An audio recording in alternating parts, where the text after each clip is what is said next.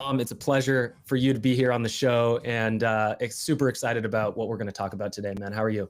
I'm doing great, Kyle. Thank you so much. It's a great honor to be here today, and this is cool. It's the first live one. I'm down for it. This is awesome.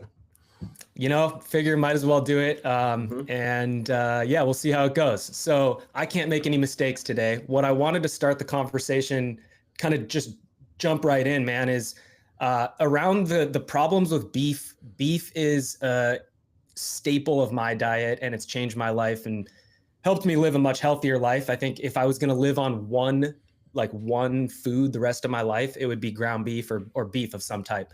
hmm But from doing research and listening to you, man, there's some huge problems in this industry. So can you give us just a little background on what's going on with beef and with the food industry in general, and Sure. then specifically what brings you into the space? Absolutely.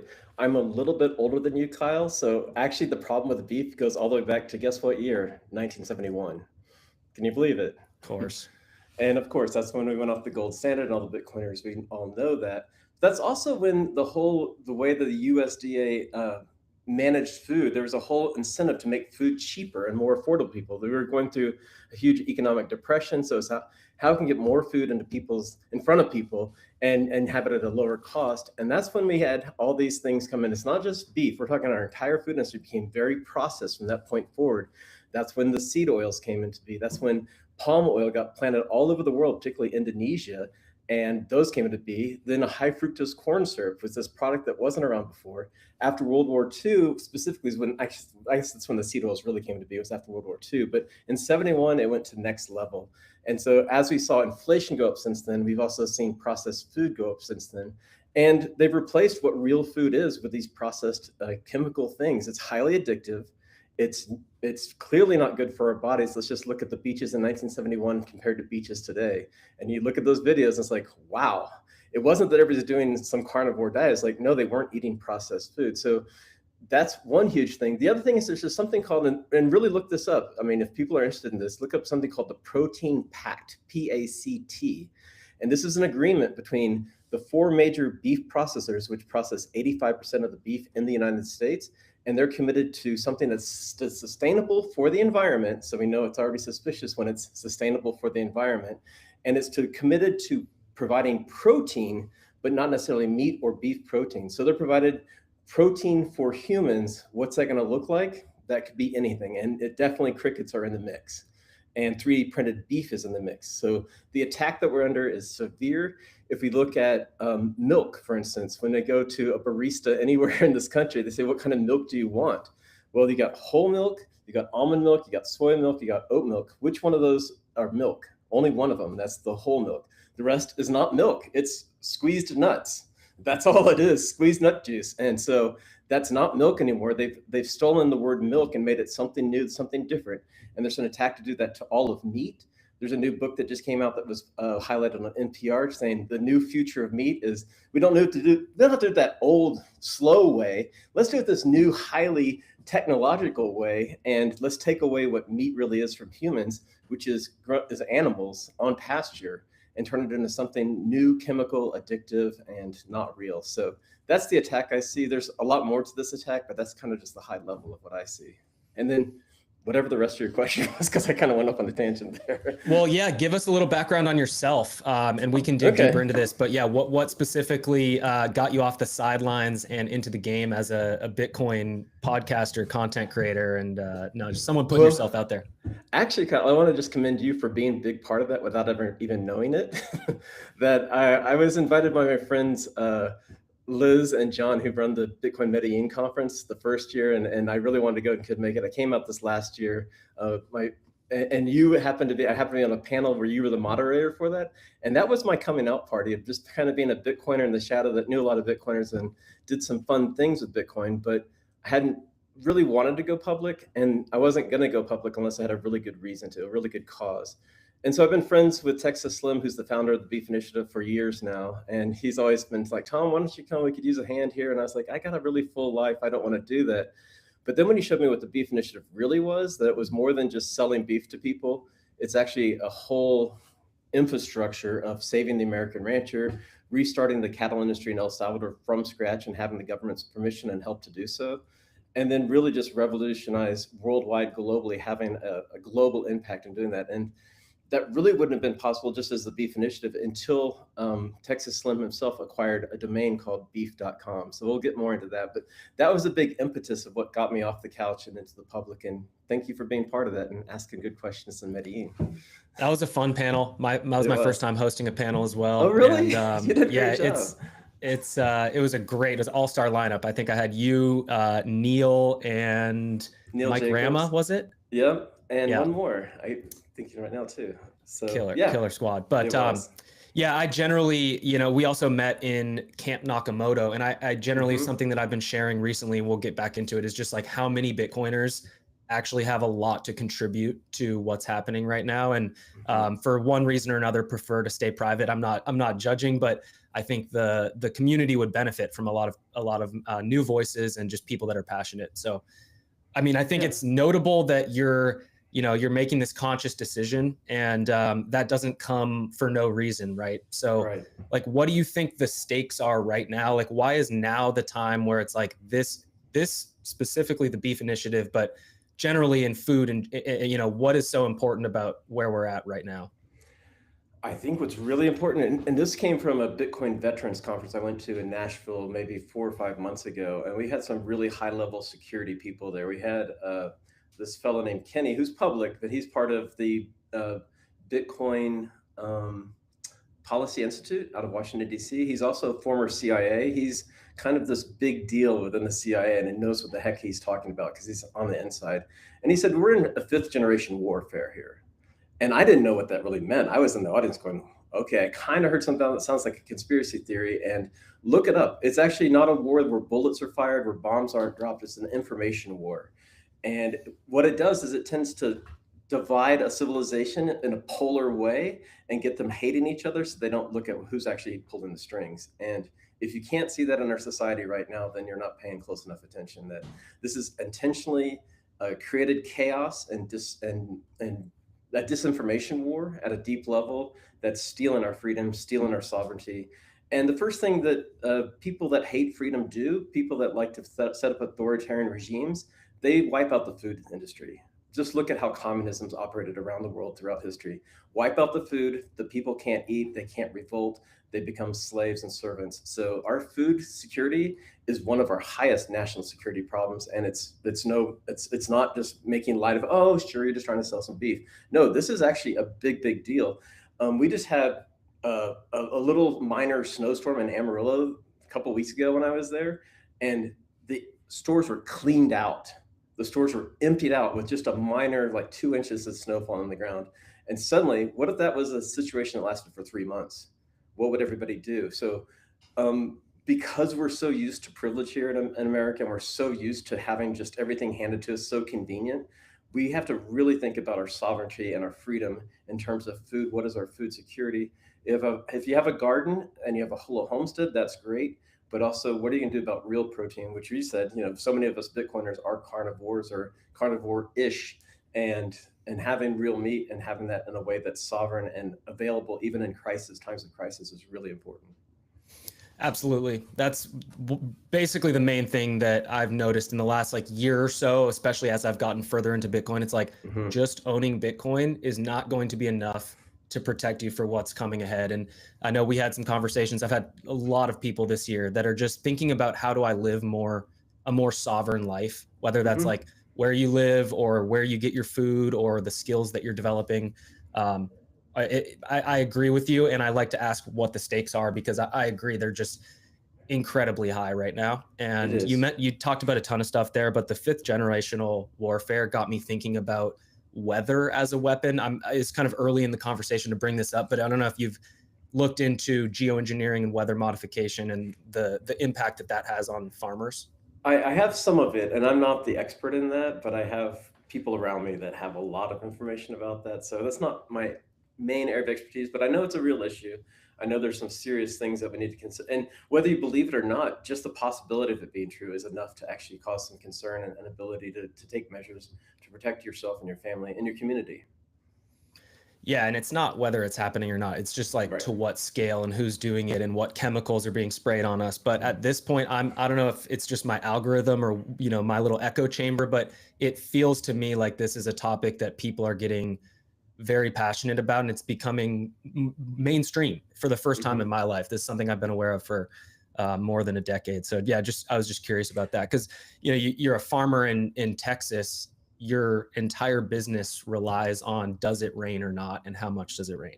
Well, and So I there's can tell you this. companies, Yeah, yeah, I've been spending a lot of time in El Salvador actually, and I live in Colorado, and I noticed when in El Salvador, there's not nearly as many contrails. There's not as much air traffic as well, but in general, the skies are a lot clearer down there, and that's just one other point of freedom I've been finding in that beautiful Central American country. yeah, yeah. So let's talk about El Salvador. So Beef Initiative is working number one to save the American rancher, and that's like I'm sure there's a lot to be had there. But Hmm. before we get there, I'm curious about just this El Salvador initiative and Beef.com, the acquisition of it. Like, I mean, that is absolutely huge. And for a Yes. Bitcoiner and you and Texas Slim, and it sounds like a great team behind that. Yeah. First of all, like how did that come to be? And then what's going on in El Salvador? Sure. Let's talk about beef.com first. It's an amazing thing. So we when we think about Bitcoin, particularly as Bitcoiners, we see it as an asymmetric tool for freedom. That us little guys that are sitting in our little apartments or homes, that suddenly we have a money that's real, that's sound money, and that can't be stolen with us unless it's at gunpoint or something like that. But we actually have a way to secure it that we don't have to depend on a third party to actually say whether we can have it or not. And I just got debanked by Chase Bank the other day, by the way. They just Wow. after 14 years and after using it as my primary thing, they said, you know what? Our terms of we don't have to tell you why, and we never will tell you why, but we just decided we don't like the way you're banking with us, so we're going to just drop you. So that was interesting. So Wow. I having mean, that, yeah, yeah. that's pretty crazy. Do you think that's related to what you're working on? No, I think it's related to Bitcoin and the way that I use. I was keeping my account very minimal and Mhm. just putting in capital as I needed to use it, then you spend it in a few minutes later. And so they didn't like that pattern, I'm sure. But because, hey, if they took it away, they wouldn't get much from me. And that's exactly what they did. So it's like, kind of proves the point, doesn't it? Wow. Exactly. Okay. Sorry to So interrupt, but no, that's yeah, okay. I wanted to kind of drop that in there. I just told that's them, you know crazy. what? I said, I'm really happy because I really don't want to bank at Jeffrey Epstein's bank anymore anyway. So that was Yeah. my I talking heard point to someone them. say the other day they're making the argument that if the illegal money from all the drugs that have been sold in the United States was not Mhm. coming through the banks, that the banking system would have failed in 2008. It's Yeah, like these guys, yeah, they yeah. know exactly. Anyways. Yes, we all have agreement on what's how wonderful the banking system is. Who the real So criminals are. so for the beef.com, how it kind of came about was um, it was about 2 years ago or so. It was one of our team members just saw that it was available, so we started or Texas Slim started pursuing it. Actually, I was a friend of Slim's, but I wasn't really deeply involved in the organization at that point. And then a negotiation started about 18 months ago or so. There were some major players. I know there was major players out of the Middle East that were ready to drop millions and millions for it. There's some big meat people that are ready to put millions of it. The owners of it previously, I don't know who they are, but I know they're good people because what they wanted to do was make sure they had somebody that would steward this, that would help protect independent ranchers, that would help do the right thing to help defend meat and defend beef in this world where there's an attack upon our food system. So it was a big deal in just them seeing that they wanted the right person to steward this very important property. Now, what's this property worth? People will say, well, what's that worth actually? Well, some examples are Vegas.com just sold last year for $270 million. Boston.com just sold for $400 million. AI.com just sold for $70 million. And there's a $110 million investor on top of that, too. So there's a lot of, then why is that? Why would somebody pay that much? It's just a domain. You can go to GoDaddy and get a $14.99 domain. Sure, but you can't get a single word that's English language short because when you have that word, what that means is you're the authority in that subject matter area. So if you're Vegas.com, whatever you put up about Vegas, it's a trustworthy thing about, hey, here's the right hotel. You're not going to be sent to a spam site. You're going to be sent to the actual hotel you're looking for, whatever the experience you're looking for. If you're listening to Boston.com, they're not going to show you something that's not really in Boston's best interest. It's not the government that owns it, it's the people that are trying to bring people and industry to Boston. So In beef.com, it's basically the authority to say this is what beef is. And if somebody wants to redefine beef the way they did milk and say, oh, it's 3D printed beef, we're not going to allow that. And we're not going to say that. And we're going to be able to defend it with like massive digital territory and authority that's not only believed by humans, but it's believed by AI as well. So AI believes base layer domains more than anything else. It shows you have proof of work and that you know what you're saying. So Texas Slim owning this personally, just by himself, this isn't even part of the Beef Initiative. He personally owns it and has the authority to do with it whatever he wishes. And he's here to help protect beef, protect independent beef ranchers, and help build a worldwide system that's secure beef around the world. And we have an asymmetric tool, it's like Bitcoin, to actually do the digital property that can actually have that kind of leverage and that kind of effect. Well, it takes you right back to what you were just talking about, the fifth generational warfare. So is this you guys, Texas Slim, recognizing like where we're at and this being an intentional decision that let's literally take some territory here in this digital world, similar to owning Bitcoin? But yeah, that's so cool, man. I've listened to you on some other podcasts. I haven't heard you say that. No, I'm every time I get on a podcast, I'm going to say more and more, and I'm always going to be, there's always going to be more that I'm going to reveal along the way. So I'm happy to do it today here on yours. Yeah. Not to mention how easy it is to tell your friends, hey, go check out beef.com. And the fact that that's aligned with Bitcoin, as a Bitcoiner, is very exciting. It is. Let me ask you, so Bitcoin is money for farmers and people who work hard. I just think that's like, it's so easy to have these conversations. When I went to the farmer's market maybe a couple months ago, and I was just like talking to the guy and, hey, how can I pay you cash, credit card? Would you take Bitcoin? And it was like the story or the reason to use Bitcoin was very obvious for him. And he was like, hey, come back, it was the end of the season, so I haven't. But I guess the question is, what are you guys doing to align beef and Bitcoin and educate some of the ranchers? Because I'm sure not every rancher is a Bitcoiner. How do you sort of bridge the gap there with education? It's a challenging thing. And actually the way I first met Texas Slim was the second event that the Beef Initiative put on was in Crawford, Colorado. It was at Jason Rick's ranch, Rick Ranches.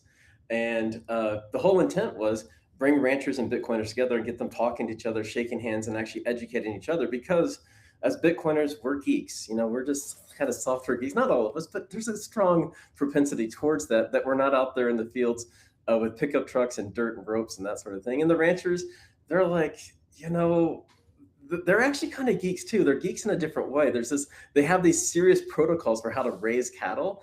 And there's this similarity, but there's this cultural gap between the two parties that's not that wide, actually. We just need to kind of bridge that gap. And part of the way is that Bitcoiners are often carnivores. There's a carnivore diet. If it's not carnivore the whole way, it's kind of like there's some propensity towards that. For the cattlemen, they definitely, when they operate their ranches, it's financial all the way through. All the reason they have such intense processes and procedures is because they're making sure they're maximizing the most amount of value out of their capital, which is their land, their cattle, their equipment, and then just having liquidity to actually have their operations for the next season as well. And they're definitely tortured by this financial system, by government contracts, all these things. So they have a lot of that, but they don't know what Bitcoin is. A lot of times when Bitcoiners have approached them, there's been kind of this arrogant, like, you guys don't know what you're talking about. You need to get sound money, have fun, staying poor. And that's just not a cool message at all. It's like, hey, let's actually get serious, be mature. Let's really talk to each other in a mature way, understand each other's issues and understand each other's challenges and how we can actually help. So from the beginning, the Beef Initiative has been a Bitcoin initiative to kind of bridge that gap between them. I think we're doing more now than it's ever happened before. Having beef.com is a huge part of that. And it's a good time for Bitcoiners to actually step into that educational role. There's a lot of that going on in El Salvador that we can talk about as well. There's a lot of just commonalities between the ranchers and the Bitcoiners. And we're working in the Panhandle of Texas to change that as well. So. Very cool. So I heard you speak on a different podcast, and if someone's listening, it's like, probably they're a Bitcoiner. Probably they're looking for ways like I have and you have to just contribute and be more part of this movement and this mission. And either, you can borrow against your Bitcoin, you can do some stuff, you can stake your Bitcoin, but all that stuff is going to lead you to have less Bitcoin. What I've heard you describe is actually using your Bitcoin. I think this is the year of using Bitcoin, by the way, 2026. People are figuring this out. Using your Bitcoin to actually not only secure your own food in the future, but to support farmers. So can you talk a little bit about how you see the Bitcoin community and Bitcoiners helping to scale the Beef Initiative and how just sort of describe this network between the consumer, the rancher, El Salvador. It sounds like you guys are even hiring local people to help to do some of that stuff. You have a turnkey solution just to like help Bitcoiners start their own ranches. Like, help me just please paint a picture of everything you guys are doing. Absolutely. And it's been really, really cool. We've had a lot of Bitcoiners reach out of all sorts that are like, hey, I want to get involved. What can I do right now?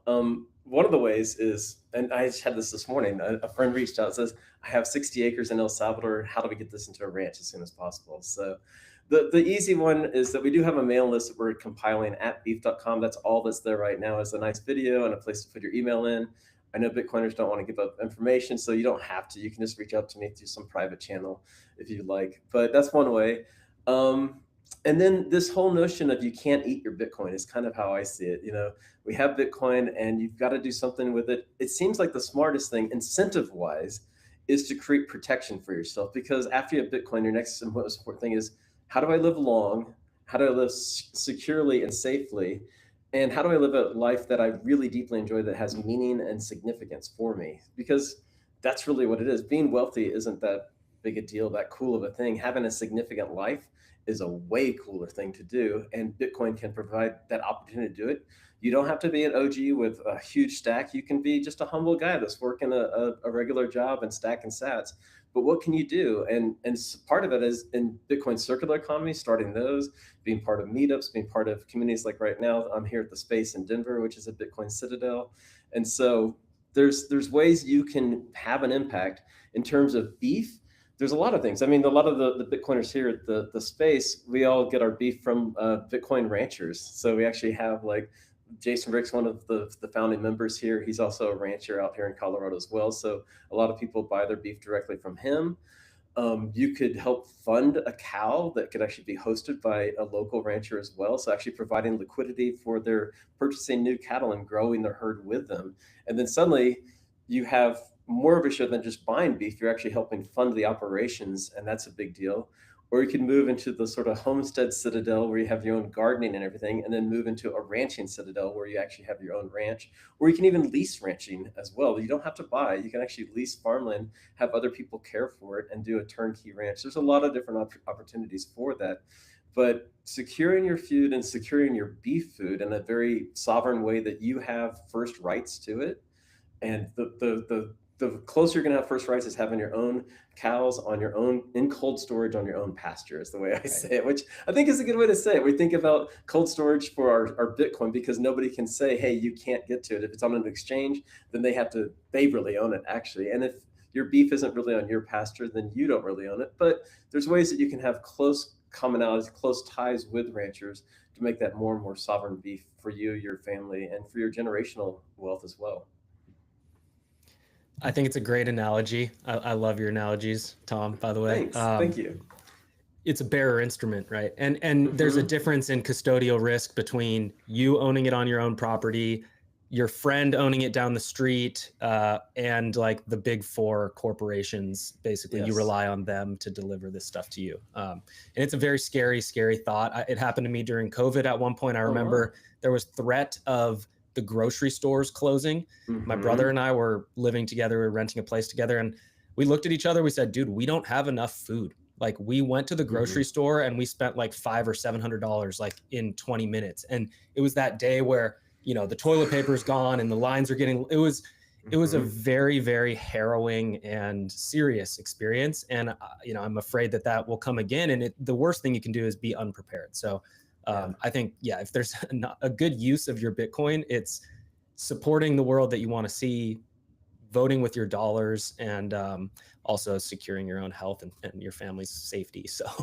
I agree. And personally, just last night, we received 70 pounds of frozen beef from Texas Slim Cuts. So we actually just put that in the freezer last night in our cold storage freezer. So we have that with generator backup for it and all that. So, well, that's another thing, right? Like, you better back that. If your freezer, if the power goes out and you can't keep that meat cold, like, you might have thousands of dollars of meat in there. I have maybe 200 pounds of meat in my garage right now. Right now it's bison and yak meat because my roommate is a glass blower blower. He did a trade where he basically traded like a really nice piece of glass for a bunch of this yak meat. Nice. And then we also buy bison from this guy out in Idaho. That's but great. I'm going to be using the Beef Initiative website. I was just looking at it before this. I'm going to try out some of the people up here in Washington State that are listed on there. Yeah, we have beefmaps.com as kind of our place where you can find local ranchers in the US, and that's about to go international as well. So we're looking for input for folks that want to be listed there, so you can find your local ranchers easily. That's what it's all about. Yeah, not using ButcherBox. I used to use ButcherBox, and I witnessed firsthand the quality of the meat degrades so much. Like when I first started my subscription with them, these like high quality ribeyes and bacon was good, and I saw it just like drop off a cliff. So I don't know what they did or how that. It's basically the nature of when you scale something so big and sell it to a corporation. That corporation then uses the authentic brand that was created and then puts different products in there and. I'm not sure what happened with them specifically, but what I've heard in the industry is that what can happen is that you have a supply chain that's there at the beginning, and then you run through that supply chain. It's hard to get that same quality. So having that supply chain behind you is super important. Fortunately, the Beef Initiative is a very large network, and we can actually source 10,000 head of cattle today if we need to. Wow. Yeah. Not a lot of people really know how these industries work. I came from the supplement industry. I started at a supplement company and recognized that the whole supplement industry is very similar, is extremely shady. What's being listed on the product is not what's actually in the product. And it sounds like similar with beef, right? Like you have, beef from the US, but it's actually from another country, and we don't know how it was raised and things like that. Can you talk a little bit about just some of the things for people to look out for when it comes to, is grass-fed, grass-finished enough, or is it, if it's at the grocery store, you just can't trust it at all? Okay, there's a lot of dishonesty and deception within labeling, and it's very hard to trust just about anything. If you really, really care about this, there's words I can say now, but do your own research. Don't trust me, bro. Actually go out and do your own research and find out. But up until just January 1st of this year, beef that said beef from America could be from anywhere in the world, shipped into America from any country it wanted to. And if they just repackaged it within the US, then they could say made in America. And that rule just changed on January 1st. So that's one example of the deception. So that got more deceptive January 1st, or No, it got less. It got less. So they actually rolled that back. But is that a federal law? That was a federal law. Look it up though. Hey, check my sources here.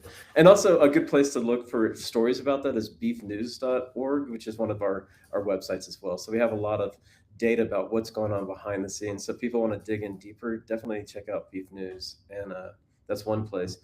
The other thing is grass-fed, grass-finished. That's another great one. And just talking with some of our beef nerd intellectuals the other day, they're saying, well, what that could actually mean is that you could have a cow that was raised in the traditional way that has all the antibiotics, been corn-fed and everything, and then they put it on one day on grass on pasture, and that's enough. It's grass-fed, grass-finished. Don't tell me that. Hey, everybody thinks they're so smart. Like, hey, me too. I've been, the $7.99 pound of beef that's there at your Safeway. I bought it too. It's great. But that's not, you aren't this uber hero you think with in doing that. Actually getting to the source of the seed, of where does this really come from? What kind of feed was this actually raised on? What were the processes? What are the antibiotics? What kind of processing plant it went through? So the big four companies you're just talking about, they run 85% of the beef industry. They have ginormous meat processing plants. They run thousands of head of cattle a day through those things. And because of that, they have to pack them in feedlots outside. When you drive past one of the things, it. It's not like a subtle smell. It's just something that can go out for 50 miles. I mean, I used to work in Greeley, Colorado, which is the center of Swift processing. It's one of the largest cattle operations in the world out there, and you could smell it 30 miles out. Wow. And living and actually being in that town, it was pretty gross. I only signed up for 6 months there, and then we moved the company after that. But those 6 months, you'd kind of get used to it after a while, which is terrifying. The first couple of days, I was going, what have I just signed up for? Why am I working here? What am I doing with my life? It was very disconcerting. But with a smaller operation, and this is what we're talking about, the big bottleneck is meat processing plants, these smaller ones. And we're running 5-10 head of cattle a day or maybe a week through there. So much smaller. They don't have the giant feedlots out front. And so they don't have the same environmental risk and waste coming off of those things. and they don't have as much disease. So there's just it's a more humane way to do it. It's a smaller processing. It used to be that in Texas, every county in Texas had one of these plants, and that's 254 counties around the state. And now it's much, much less. They've been cut in half over. The half life is every 10 years, about half or go away. So it's been a huge consolidation into these big companies. And we've also seen it wipe out Texas town. I grew up in Texas. We see these small towns that are wiped out by big box stores, and the meat processing plant went away. And then all the kids went off to college and never came home to be part of the ranching because of just all the hardships that it faces. It's not just the hard work, but it's the financial devastation that's caused by the fiat system, essentially. And a lot of ranchers don't understand that yet, that how the fiat system has really been the bane of their whole operation. Multi-generational ranches, this is the reason they have to close down, is it's the fiat system eventually eating them up and gobbling them up and throwing them away like trash. And it's horrific. Man, it really is. I think the thing that you just brought up that I'll pivot the conversation to is just a little bit like on the optimistic side. I know you're a very optimistic guy, but this is a heavy topic and it is tough. But this idea that like AI is coming, they're going to take all the jobs. What are we going to do with our lives? Like, how are we going to make money? Like, if I'm a young kid and I'm, from Texas or anywhere, like I want to build skills that no matter what will be valuable in the marketplace. And I can't imagine anything more valuable than creating and growing food and cattle. So, I've talked to a lot of people I have a friend actually who started working on a farm last year. He wants to build the skills and then go replicate something similar himself. Can you talk a little bit about I know for sure, like I understand like how the fiat system erodes basically the entire economy. We have to move to the cities to get these tech jobs and then we outsource. So now we're just like basically getting cheaper meat from God knows where on the other side of the world. Mm-hmm. Sacrificing all these jobs, killing all these like local businesses. But what's the optimistic side? If you're, what are some of are you seeing any like younger people come into this industry? Is that like something similar to plumbing and electricians where it's like, there is opportunity not only to, have a fulfilling life, but to make some money and grow businesses, or is that just a little hopium? No. Okay. Let's lay it out. It may not all be optimistic what I'm about to say, but we're going to get to the optimism at least by the end of it. Yeah. So if we're all on Twitter, we've noticed the Claude bot has come out and suddenly has just radically changed everything. That is not just AI now, but it's a self-aware AI that's radically changing everything. Something Elon said the other day, he said was, if you're not moving molecules, you're in big trouble. So if you're sitting behind a desk looking at a computer and that's your job, that job's going to be eaten by AI. And so beware. What's your protection against that? If you're actually moving molecules, if you're actually pushing matter through time and space, and you're actually interacting with matter, then there's still robotics that could take that job from you, but you're at least doing something enhanced. So here's my optimism, Kyle. I'm getting to it, which is that the molecules that really matter, if we look at Maslow's hierarchy of needs, what's that order of things? Well, first we need a place. We need a planet to be on. That's the first one. We need a planet that has oxygen because we don't do well without oxygen. The next one is water. We have to have water, and then we can go a couple days without. But without food, we can go maybe a week or two without food. But food's really important. And then shelter. So always having air, water, and food is going to be super essential to our species, no matter what, individually, collectively, as the entire species together. So if we're endeavoring in producing high quality protein food for us and our family, our communities, and our species, they're involved in work that's really, really good for us, really, really good for our species. And also, it's something that's not so easily taken over by AI or robots. Now, AI can help us do things more cleverly and that sort of thing, but actually, these are animals just like us. These are cows, and we need horses as well. It's cattle and horses. So it's going back to cowboy times, and we're actually using these cowboy tools to do a job that's super important to give us super healthy food to feed our family. And no matter what else is going on in social media or this whole other construct that's been put on top of our beautiful planet, that stuff just doesn't matter. Let's make some high quality food and love these animals, and they need love. That a robot's not going to love horses. Horses are very, very intelligent. A lot of people have dogs, and we know how dogs are and how loving they are to us and the tight bonds that we have.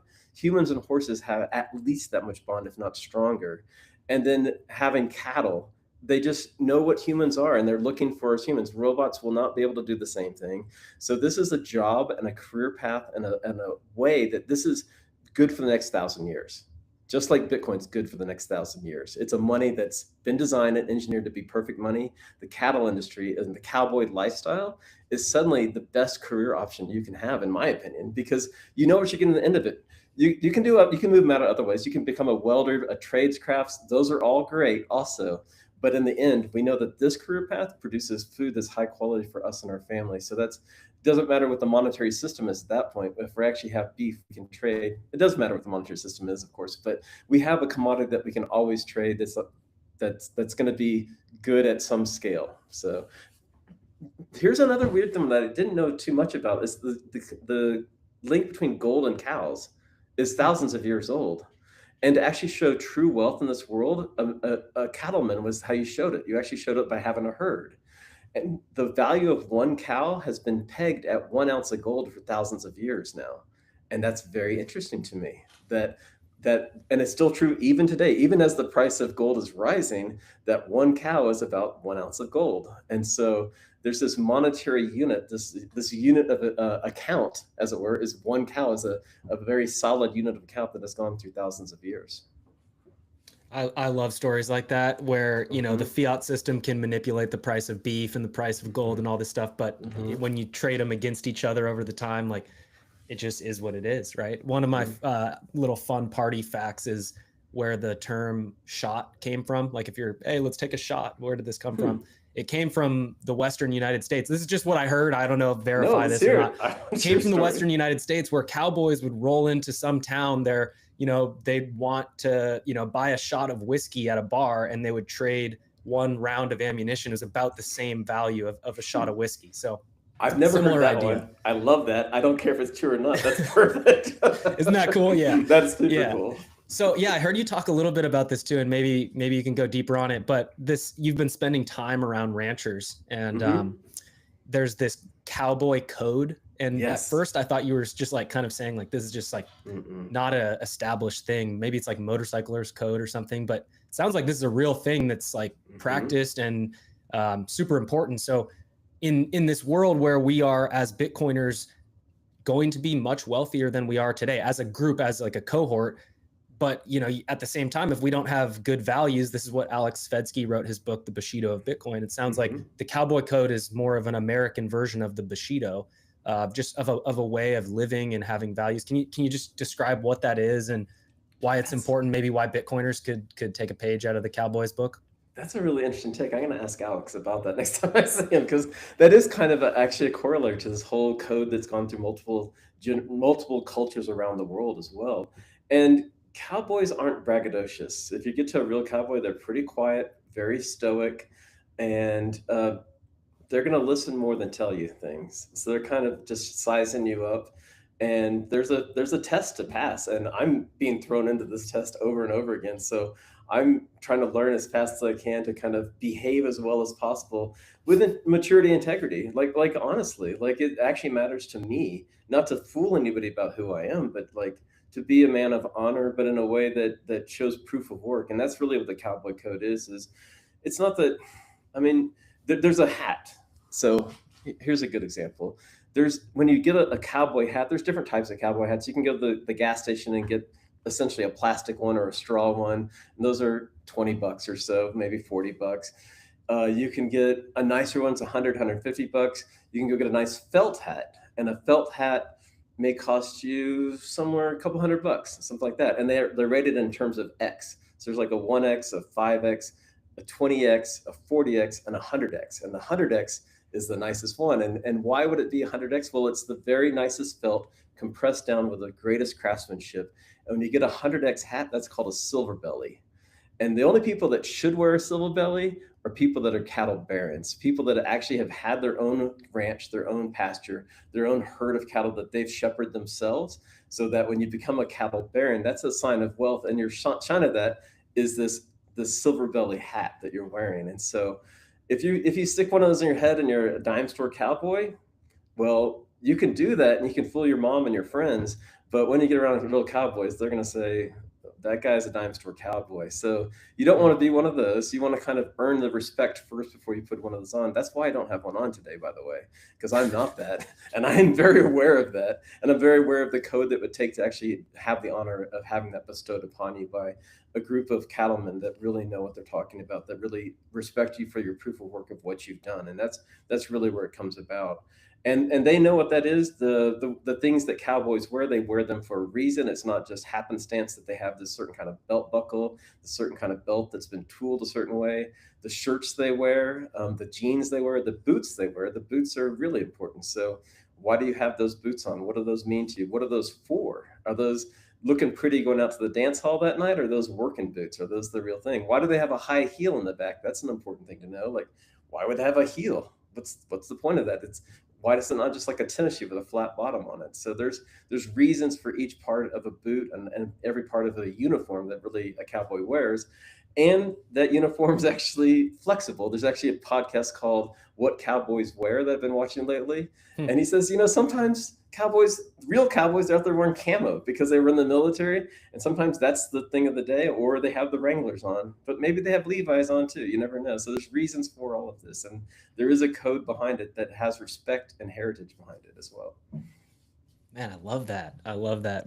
I just got to say, like, when I'm around ranchers, like when I got to meet, I can't remember the guy's name. He was at Camp Nakamoto, but it's like, they're so cool, like these guys are, it's like, you feel like almost a fraud because you're like, I'm just a city slicker. I hold a camera for a living. I am not on the same level as these guys, as far as like just being a man. And like, we have this, we recognize that, you and me, Tom, being, not from growing up in that environment. But we all sort of know like that's pretty freaking cool. So it's pretty freaking props cool to the people that do that, and I think also just the self-awareness where it's like, yeah, I'm in this space. It's like when you're in a different country, we're not bringing our ideology into El Salvador. We're trying to go to El Salvador and figure out how we can fit in and live with yes, our values, but under that culture. So anyways, that's actually all really cool.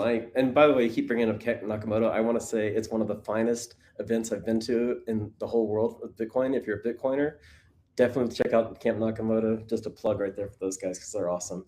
Yes. But this culture of El Salvador, a lot of I'm deeply involved with the whole Bitcoin community there, and there's a lot of us there in El Salvador now. And a big part of that community's conversation is let's not impose our values on these wonderful people. Let's not come and force them to be a way that we don't want them to be. And there's a lot of changes going on there.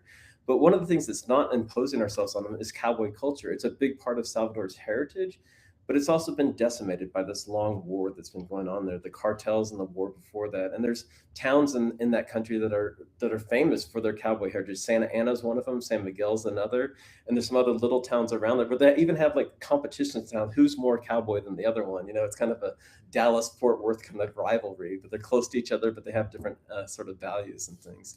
So bringing more cowboy culture to that country isn't like wiping out their heritage. It's like, hey, let's take what you've done. And the Salvadoran way of cowboying is very different than anywhere else in the world. They have these horses that are immaculate that actually dance to music. Like we had this Bitcoin events up in Berlin, and they actually had these horses that were dancing to cumbia. Like they actually were doing the steps and just like majestic horsemanship. So yeah, it's something that's really, really inspiring actually.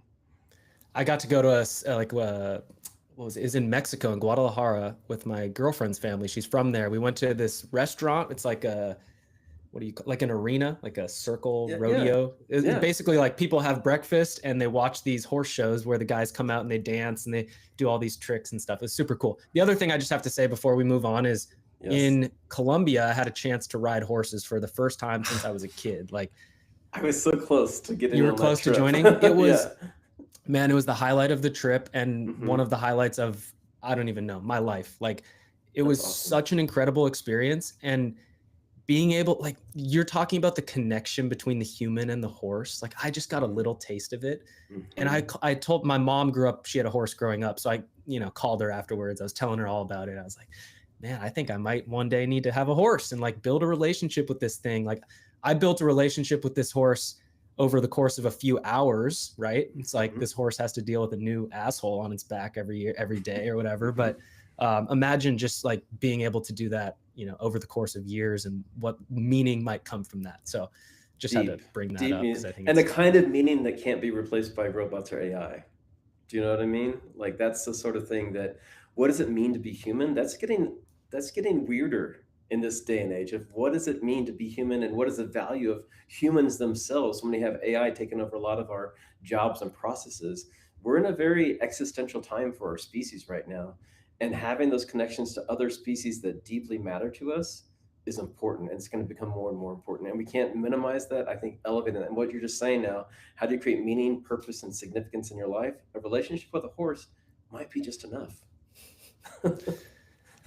it was so much fun, and these things were like they wanted to run. So I've never been on a horse that wanted to run. Like in the US, you go on these tours and it's like they just walk Yes, like 2 miles per hour. yes. These things wanted to run. So Yeah, yeah. um, And that's actually a good point too, because the horses you're talking about that just kind of line up and go single file, those are kind of camp horses. Those are they call them trail horses, and they're very well behaved and they're safe from an insurance liability standpoint to have 30 of those horses and people are riding them. But when you get to real horses like American quarter horses, you're talking about very elite machines. These are the Ferraris of horses that can mm, cut and turn, and they need a very like on a Ferrari. You can't just hop on a Ferrari and do 180 with it. You will kill yourself. Same with these horses. You need to be very well attuned to what they are, how they're doing it, and they have to believe you. You're not just right. sitting there. They know who you are when you're on top of a horse, and if you're a timid new person, they're going to throw you right off a good chance. So that relationship is super critical, super important. And one of the programs that is still in the early stages is called Windy Whispers, that part of the VidCom. It's really doing that equine therapy. And there's a Mm. big affinity for women and horses to kind of run that sort of thing. There's a lot of veterans programs that have used that as well. And anywhere there's PTSD, and El Salvador is a country that's been through all this war, and there's so much PTSD that's there that these kind of programs can have a big part of that country healing and finding their true selves and finding their place in the world, which I think is going to be very elevated. Have you ever heard of the Bundy Ranch standoff?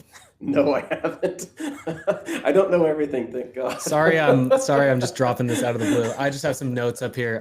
You should look it up after this. It was an Okay. interesting one. They had basically this guy, Cliven Bundy. I was Huh. following this at the time, actually. It was like big news. It was 2014 when the standoff happened. But basically, he was Hmm. letting his cows graze on BLM public land. And maybe you're Mm-hmm. familiar with how the designations of land work. But public land is owned by everybody in the United States. It's Mm-hmm. you, me, anybody who is a United States citizen owns that land. And so for, just first principles, like, hey, like if we all own this land, am I allowed to bring my cows and let it graze? Mm-hmm. Apparently the government over the course of the years started to say, hey, you're letting your cows graze on this land, you owe us taxes.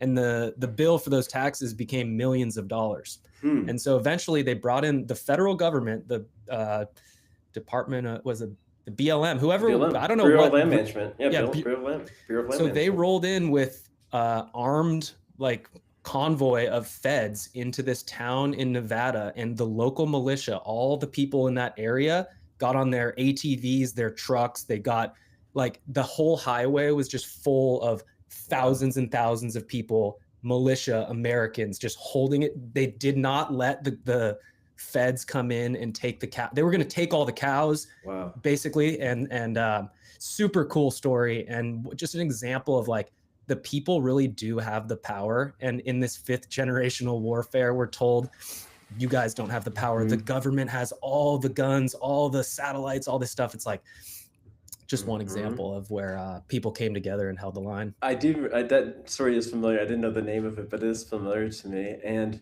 this is right. A Bitcoiner who I deeply admire for that kind of stance is Natalie Smolinski with the Bitcoin Institute. And she has some of the very best words about we, the people, tell the government what to do. The government does not tell us what to do. And we've lost that. Our founding fathers were very intense and specific about that.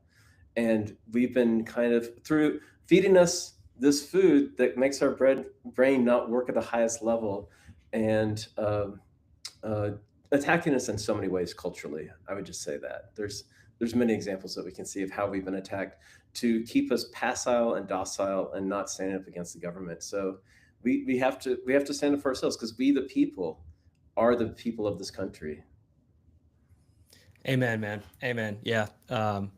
I'm right there with you. And It's I think it's Bitcoiners largely that are going to have this opportunity because they're aligned. Whereas like if you don't have some affinity, like, you know, how are you going to start to build the citadels? And like, I guess in this example in Bundy, they had just geographic affinity for their neighbor. But where I live, man, like people are not looking out for each other like that. So my hope is, you know, similar to what you're doing with what you're doing in Denver, but also in the beef initiative stuff is like building these citadels, building these communities. I think it's the most valuable thing that's going to be critical for the future. So awesome.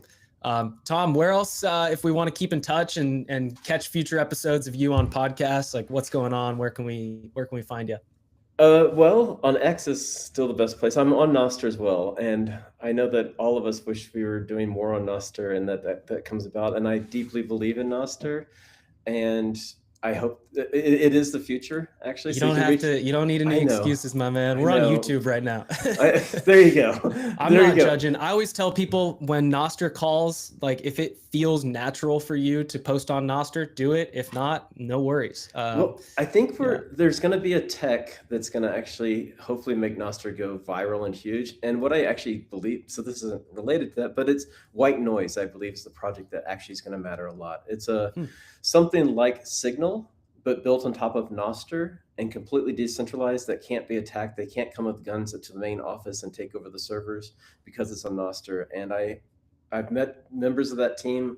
I'm deeply appreciative of what they're doing. And I think that could be the killer app that takes Nostr to the next level for all of us. And I hope that is the case. But otherwise, yeah. So check out White Noise and Max Hildebrand's the team lead over there. Jeff G is the head programmer. There's some amazing team members that are really doing some serious work that's important, I believe.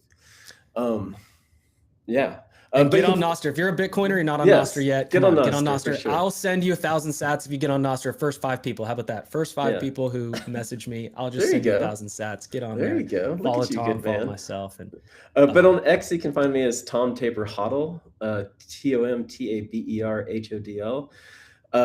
You can find the Beef Initiative. We're mostly on X as well. So the Beef Initiative is there. Texas Slim, his handle is Modern T-Man. He's a good one to follow. Beef Maps is great for finding ranchers. Beefnews.org is a great place for finding out new news about what we do.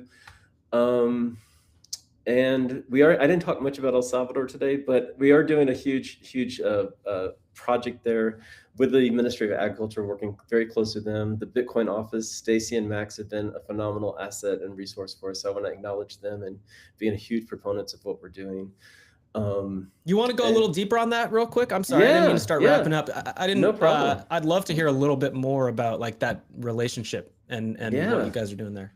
Yeah. Well, at the end of Bitcoin Historica was this event that the Bitcoin office put on at the beginning of this year. Is that right? Yeah, it's been a lot of travel, and it was a phenomenal conference held in the palace, the beautiful palace in El Salvador and San Salvador.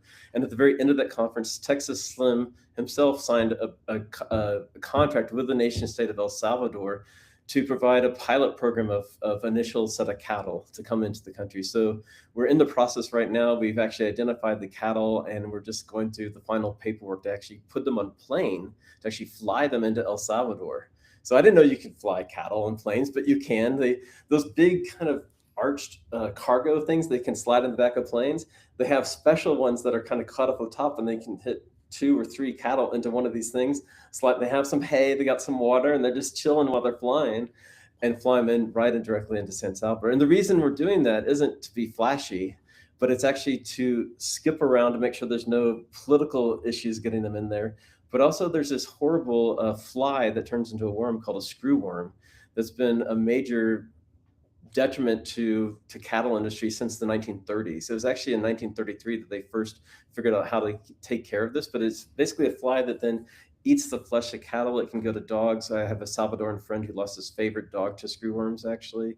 So it's a bad thing. The way you can actually attack it is by growing a whole bunch of these flies, put them in an X-ray machine and sterilizing them, and then release them into the wild. And eventually the sterile ones actually take out the whole, so it's genetic engineering, but it's since 1933 they've been actually, that's when they came up with this whole thing and actually did it. So it's a problem we don't have in the US right now, but it's in Mexico and it could come into the United States. So there's a huge threat of screwworms to the United States beef industry, and we're working with some ranches down in South Texas that are actually leading the fight to help protect against that as well. So that's one of the things. But anyway, this contract basically becoming a pilot project. We definitely have supported President Bukele behind this. The Minister of Agriculture, Oscar, is a close ally of ours and his whole team. We had two other VIPs, Luis and Marlon, came from the Minister of Agriculture to Texas on a 4-day tour. We took them to ranches. We took them to cattle breeders. We took them to meat processing plants. We took them to meat finishing plants where they actually made fajita meat and things like that at the end. And showed how this could be on a small scale, not with a giant thing, but we could actually have small scale processing plants and how these would be easily produced in El Salvador. Testing, genetics testing labs and things like that. So we can actually test meat to see exactly what is it, how did it get there, and doing a lot of that. So there's just a lot that we're doing. So it's really, we have permission to do what we want there in El Salvador within reason, but we have good reasons for, hey, here's the right way to do it. And this may not be the way that it's recommended in America due to our excessive government and regulations. So we have kind of a carte blanche to really build the whole cattle industry in the right way, using the right experts from all over the world to help participate in doing that. So it's an incredibly exciting, and the meat's not the best there because it all comes from outside of Salvador's borders. It comes from Nicaragua, Guatemala primarily. So actually building this is building the very best beef in the world will come from El Salvador, from their own heritage breed of cattle that we're helping genetically build right now, stewarded on their land with the very best water, soil, and grass in the world. Because in Texas, we have about 30 inches of rain in cattle country. There it's 70, so 70 to 100. So we have plenty of water, which is always a constraint here in the US.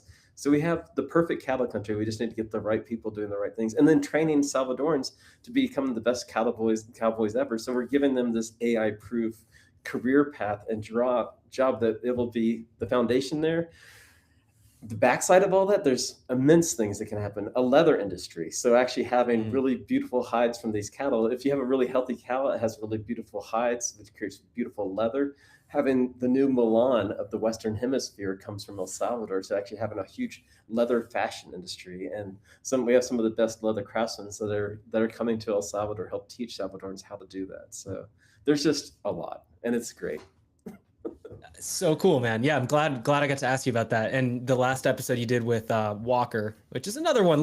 Go listen to that one. I thought that one's a good one. Hopefully it wasn't too much overlap, but yeah, you were in a leather workshop. Yeah, that's actually Mark Chapman's workshop there in Hico, Texas. And Mark is willing to come down to El Salvador and help train Salvadorans how this is the finest leather craftsmanship in the world. So wow. And cowboy code. Well, I think Mark likes me now, but it was, I had to really prove myself to him over a lot of conversations to get that. And he's a great man. So, yeah. Very cool. Tom, well, thanks for everything you're doing, man. Thanks for, putting yourself out there. And I know that, it's not something that comes with zero risk. So appreciate you and everything that you're doing to build on Bitcoin, man. And I'm sure our paths will cross again soon. Yep. But yeah, till next time, thank you for your time. And if you have listened this far in this episode and you're not subscribed, hit the subscribe button, hit that like, put a comment too. This is the first time we've actually streamed live. I don't know. Should I check? Is there like a place where comments come in? Probably nobody watched live, probably 0 live viewers. No, but don't say that. Optimism all the way. I have no idea. I don't know where the comments come in, but yeah, Tom.